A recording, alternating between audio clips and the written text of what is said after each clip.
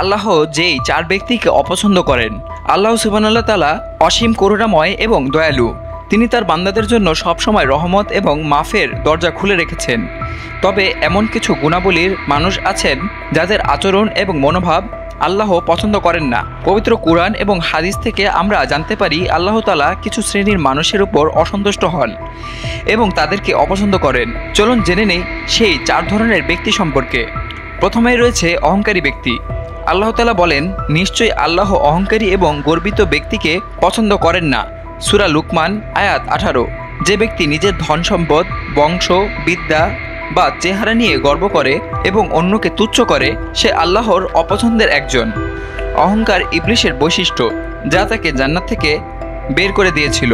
দ্বিতীয় অবস্থানে রয়েছে মিথ্যাবাদী। মিথ্যা বলা শুধু একটি খারাপ অভ্যাস নয়, বরং তা মুসলমানের চরিত্রকে ধ্বংস করে। রাসূলুল্লাহ সাল্লাল্লাহু আলাইহি সাল্লাম বলেন, মিথ্যা মানুষকে পাপের দিকে নিয়ে যায়, আর পাপ তাকে জাহান্নামের দিকে ঠেলে দেয়। সহিহ মুসলিম। আল্লাহর সত্যবাদীদের ভালোবাসেন এবং মিথ্যাবাদীদের ঘৃণা করেন। যারা সত্য গোপন করে এবং মিথ্যা ছড়ায়, তারা সমাজে অশান্তি সৃষ্টি করে। তৃতীয় অবস্থানে রয়েছে প্রতারক এবং ধোঁকাবাজ ব্যক্তি। বিশ্বাসঘাতকতা ইসলামে চরম ঘৃণিত। চুক্তিভঙ্গ, কথা দিয়ে কথা না রাখা বা কাউকে প্রতারণা করা, এসব আল্লাহর অপছন্দনীয় কাজ। নবীজি সাল্লাল্লাহু আলাইহি সাল্লাম বলেন, যে প্রতারণা করে সে আমার উম্মতের অন্তর্ভুক্ত নয়। সহিহ মুসলিম। যে ব্যক্তি ব্যবসা, সম্পর্ক কিংবা আমানতের খেয়ানত করে, সে আল্লাহর করুণা থেকে দূরে সরে যায়। চতুর্থ অবস্থানে রয়েছে হিংসুক ব্যক্তি। হিংসা এমন একটি আগুন যা নিজের ভালো কাজকে নিঃস্ব করে ফেলে।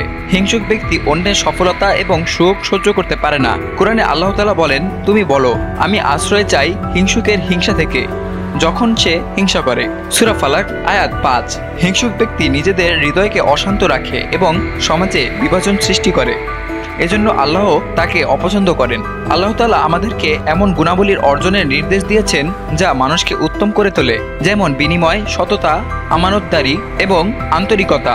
অহংকার, মিথ্যা, প্রতারণা এবং হিংসা, এই চারটি গুণ একজন মানুষের চরিত্রকে ধ্বংস করে দেয় এবং তাকে আল্লাহর রহমত থেকে বঞ্চিত করে। আসুন আমরা নিজেদের অন্তর পরিশুদ্ধ করি, এই চারটি গুণ থেকে নিজেদেরকে দূরে রাখি এবং আল্লাহর ভালোবাসার যোগ্য বান্দা হয়ে উঠি।